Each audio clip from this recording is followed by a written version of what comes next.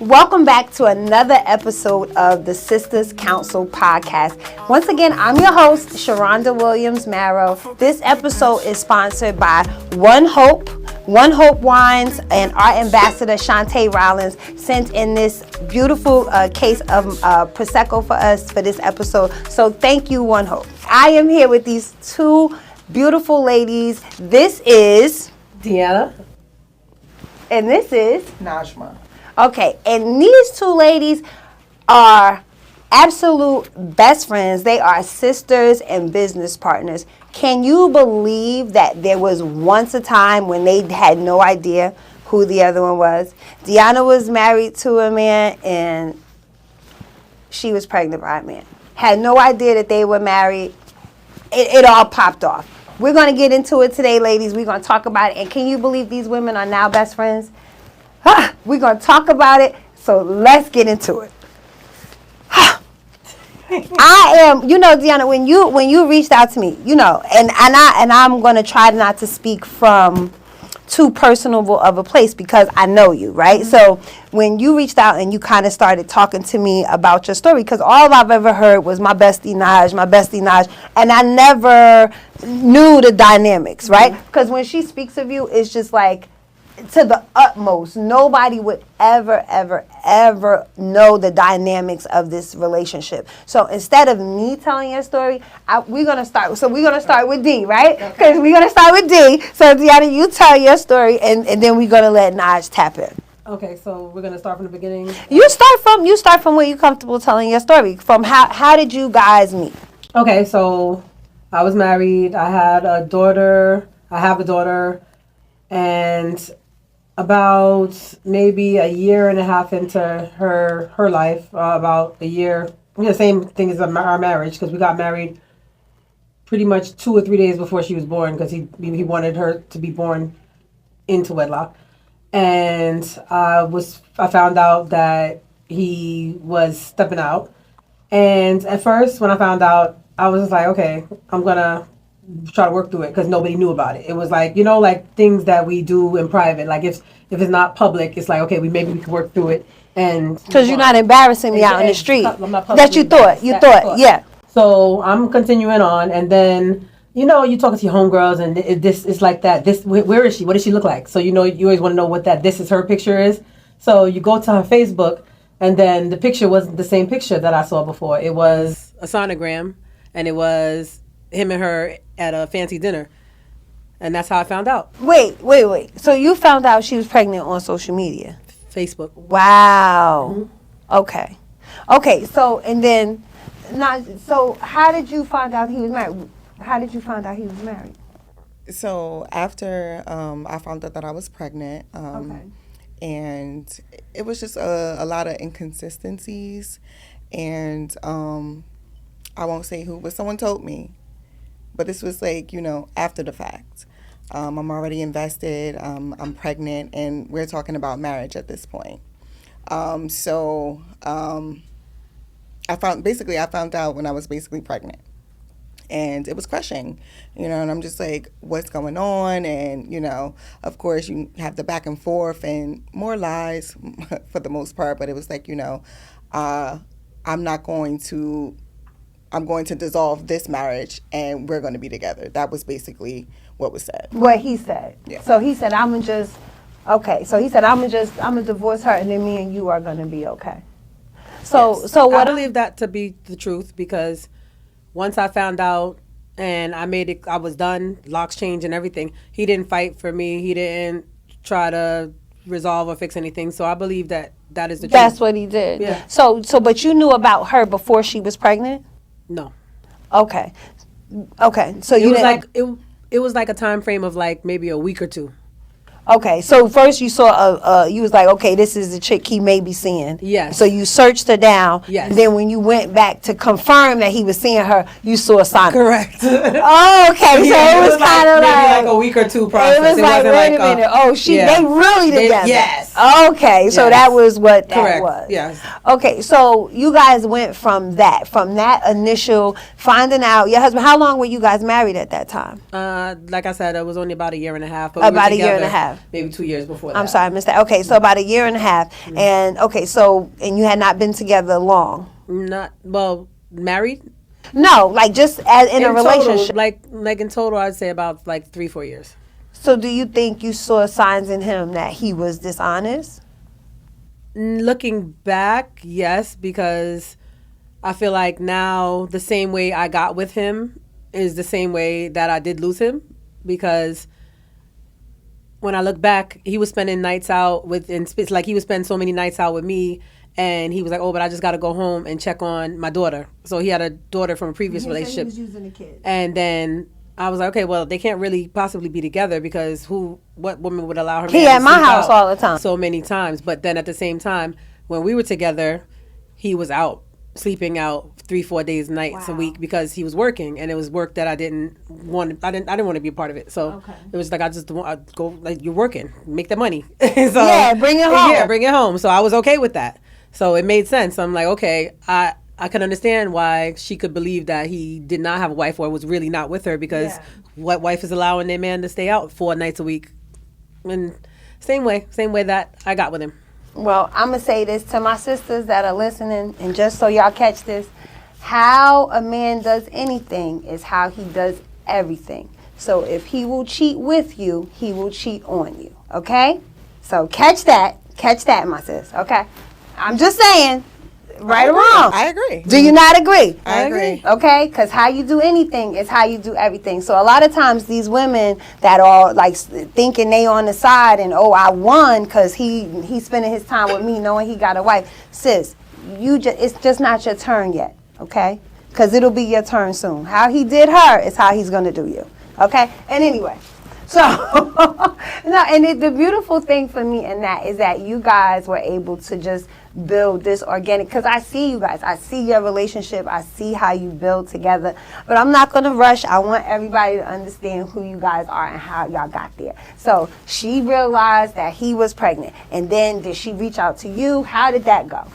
Like any typical situation in this manner, so there is some friction. I believe, we may have exchanged texts or a few words. Was it catty, or was it just like who you? Honestly, I don't remember us going back and forth because it was. We didn't go back and forth with each other. No, it was no reason to, because I reached out. And I said, this is the situation. Kind of knew what it was.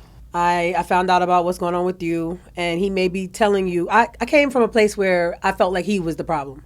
So I said, I know he may be telling you we're not together, and that's, but that's not the case, because I know you're pregnant. And at the time I was pregnant too. So you guys were pregnant at the same time? Yes.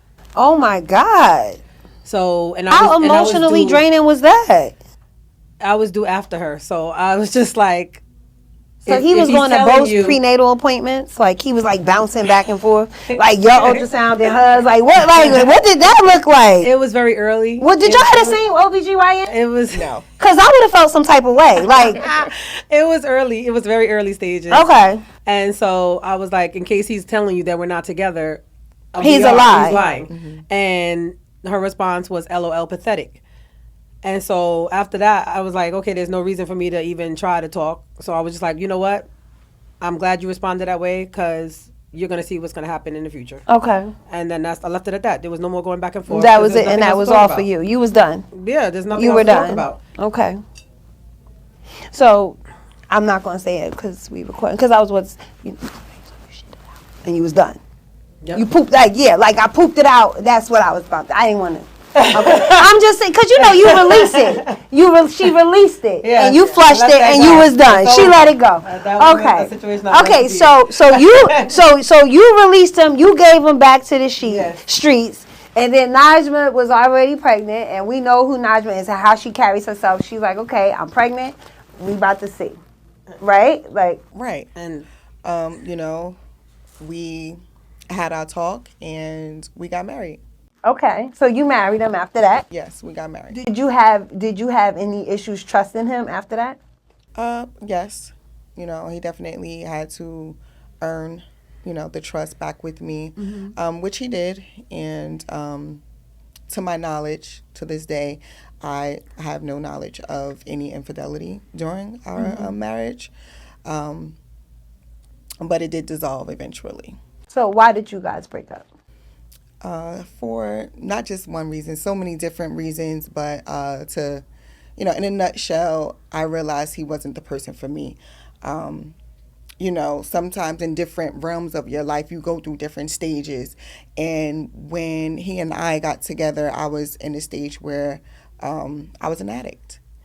You know what, though? I think that people in addiction, when you're dealing with somebody like that, for him, it probably was easier. It was easier for him to control who you were when you were in an altered state of mind, right? Because when your mind is clear, I'm not leaning on you to tell me how I feel. I'm not leaning on you to tell me what to think. Right. I have a voice and I'm speaking for it. So he probably lost, he couldn't keep his thumb on you. Mm-hmm. So, yeah, so that is what dissolved you guys' marriage. Yes. After that. And so now so it wasn't any infidelity between you guys. Not that I'm aware of. Not that, okay, but that don't mean you don't. I'm just saying, not that I'm aware of. Okay, sis, because again, how you do anything is how you do everything. So it's one of those things where he might have learned this lesson to be a little neater. Who knows? Who knows? So with all of that said, right? Like, because let's just keep it real. I have, before I got married, I've been with somebody that had a kid, had a baby on me, and I was not at a place in my life where I was mature enough to be like, oh, okay, you got this kid. I stayed with him. I was willing to, at that time, to stay with him while he had a baby with somebody else, but only if he was willing to do what I said, right? And the fact that he was willing to do what I said, and I know it sounds so manipulative, it turned me off. I was done with him. Is that crazy? Is that crazy? It was like he was willing to listen. It was like, okay, I did you wrong. I cheated on you. Yes, I did. And I had this baby. And I was like, yeah. And he was like, okay. And I was like, ew. It completely turned me off. So I'm just saying, I want to know, how did you guys go from that space where it was like, okay, I'm the wife, he cheated on me with this woman, and now we're divorced, we're married. So, because your daughters are now sisters. So how did you guys get there? Was there like any drama? It was like, okay, well, if you sending my daughter over there, I don't want your wife, my daughter ain't going to be calling your wife mommy. Like, what? I know it wasn't always, y'all didn't just get here. So how did you get there? First of all, the main issue I had was because he wasn't helping me or her. He was the breadwinner when we were together. Mm-hmm. And so when I shut that door, he shut everything too. Mm. And so he stopped helping you. Correct. Mm-hmm. And so that was the main issue. It was like, well, I'm not going to send my child somewhere if you're not doing anything to help us while mm-hmm. she's not with you. Mm-hmm. And so that was really the main issue. And then eventually he started helping. And so then she started going. And then as she started going, she would come home and she would be happy and talk about the great time she had. And, oh, Miss Najmah so this, Miss Najmah so that. And I'm like, all right, okay. And then little by little, and then I would get pictures of my girls having fun, or my daughter having fun, or pictures of her wearing the same outfits as her daughters. So like she was including her. So you fell in love. You fell in love with her from her loving on your daughter. Correct. From how she loved. At the end of the day, that's what it's about. Like, our daughters are sisters, and she made my daughter her daughter. And how could I not love somebody who loves on my daughter? Period. It's very. And you tearing up. I feel you. It's coming. I didn't. I feel you tearing up. I didn't tear up yet. You feel it though. I feel it. I feel you tearing up. And I mean, the reality of the situation is that you ladies got here and you were able to bond, not just through a betrayal, but it was also through a tragedy, right? And that is not me and Dee's story to tell. That's kind of Naj's story to tell. So we're going to let Naj tell you, her story, because these women bonded through some trauma, right? They bonded through some trauma. I don't feel comfortable speaking and telling how you guys showed up for how you showed up for your friend and your sister in that. So I kind of feel like I need to let y'all tell your story. Like you guys were building. So in the process of building this relationship, right? So they have found out about each other. They were building a friendship and a relationship. You guys were building a sisterhood. And then unfortunately, a tragedy happened, right? And that tragedy it solidified their bond. And Naj, you share what you're willing to, or what you're comfortable sharing with in that story. Okay. So I'll start from the beginning. Okay. And I'll keep it brief. Okay. So whatever you want to share. Yeah. So as she said, I can't be married or in a relationship with a man who doesn't take care of his kids. So, I'm like, okay, you're here with me. Our family is being taken care of, but I don't see the other children. Yeah. And that became a problem for me. Yeah. So I had a conversation with him a few times, and I didn't see any action in place after those few times. So I took initiative. I'm like, hey, I need phone numbers. So I got those phone numbers, and I reached out, and I'm like, basically in a nutshell, this is a safe space. Yeah. I will love your child as I love my own. Safe here. But I need his children to know who he is as a father and to be around. So we made that happen. And, for the most part in the beginning, it was more so everything was based on the children. We conversed about the children, what needed to be done, what couldn't get done, etc. And then it's so funny. You know how you always talk to someone in passing, you're like, oh, we need to hang out one day. Yeah. So it was always that, like, oh, maybe we can, but it never happened. Yeah. And just, it's a small world, and we ended up at an event together. Okay. And from that day forward, we haven't been separated since. I love that. Inseparable, for real. We've been inseparable since. We had such an amazing time. We clicked immediately. And I was just like, I want to be a part of your life. I want you to be a part of mine at that point. And something Dee said to me stuck out to me. She said she fell in love with you from how you loved on her daughter. And I think that's a beautiful thing. Yes, it truly is, because her daughter is just like mine. It's my bonus daughter still. Yeah. And just to have the girls always together, and we are, we have, we need them to stay together, to know each other, and to love each other. And that's what we promote at home. So it went from that to, so I had two daughters with this guy, my ex-husband. And almost 2 years ago, next month, July 17th, will make 2 years, I lost my daughter. It was through negligence, an accident on the bus, and she was taken away from me. Through that grief, Deanna has been by my side, and it's been a journey. And like I said, like if I'm happy, sad, uncontrollably crying, whatever I need, in whatever capacity, she's there. And I can't thank her enough for that. Deanna, I love you so much. She loves you too. Oh my God. You've been there through everything. So, it was basically... What you crying? She ain't even crying. She ain't even crying. She doing good and you crying. Trauma from the infidelity. She is.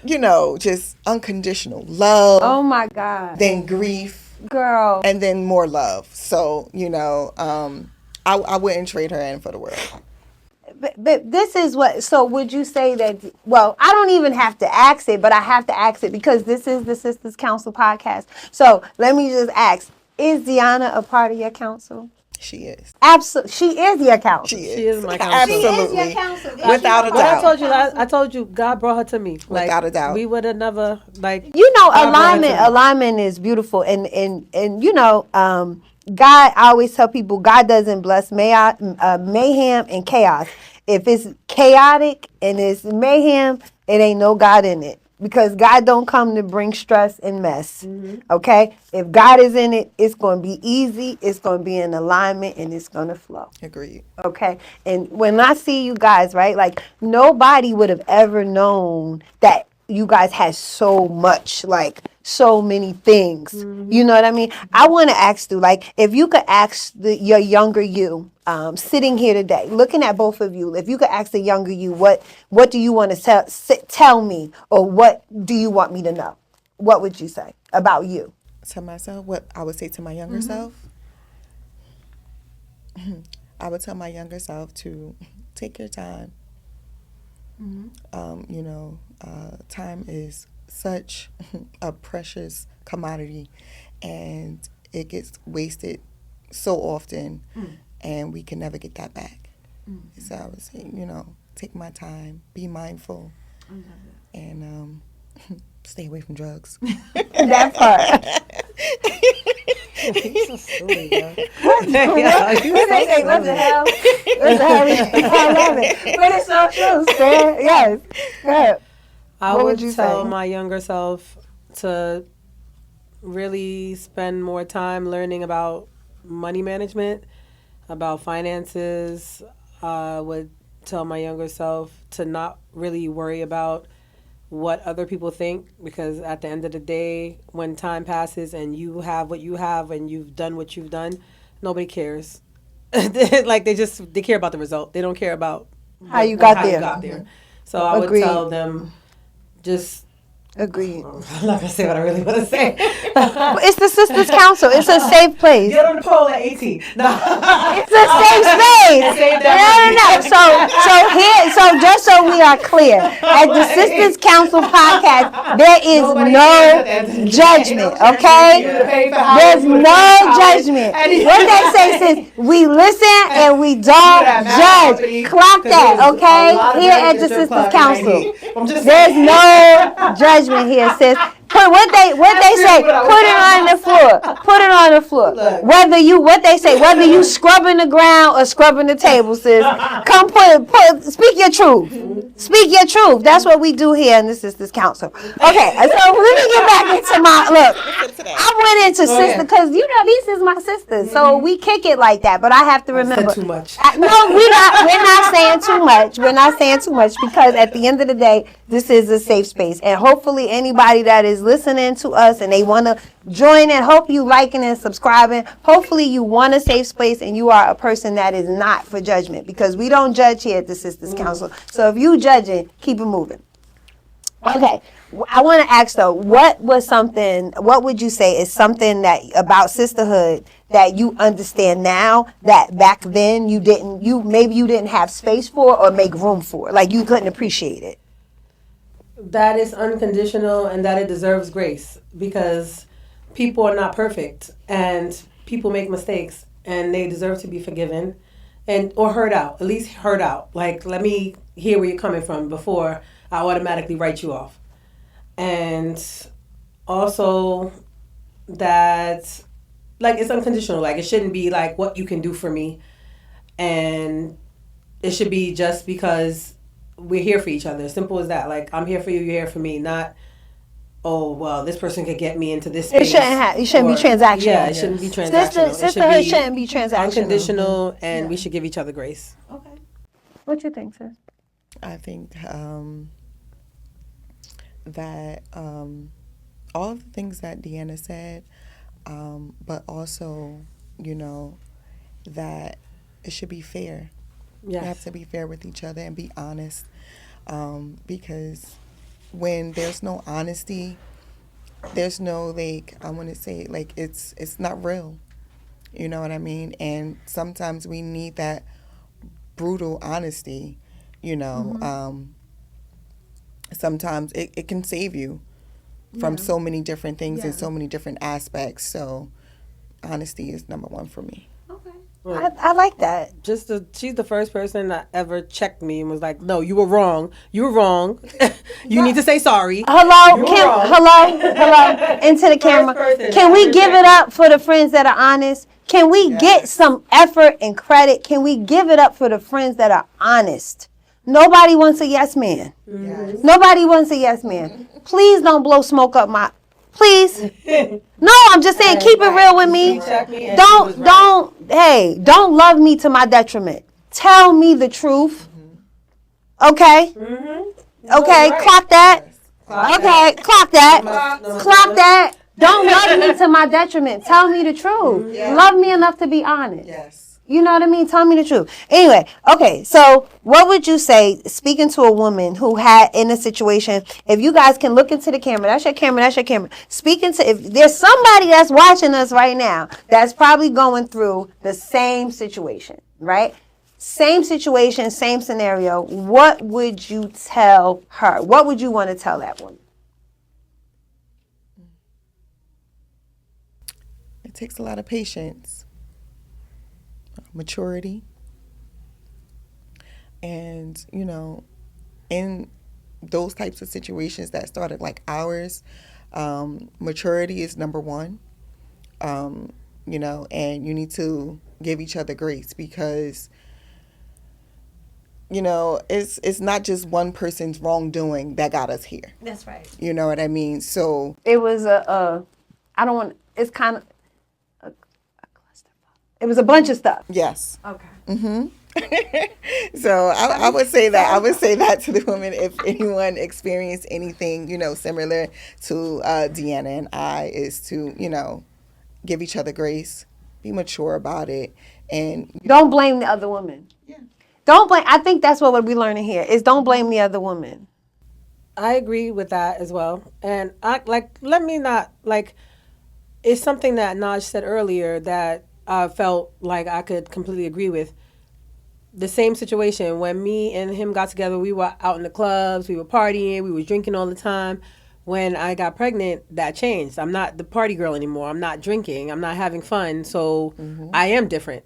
I'm a mother now. Like I want to not be outside. I want to be home with my child, and so have our priorities in order. Like bills paid on time, credit scores, like Period. Hello. So- I'm adulting. yeah. Right. So it wasn't. I'm not going to say like.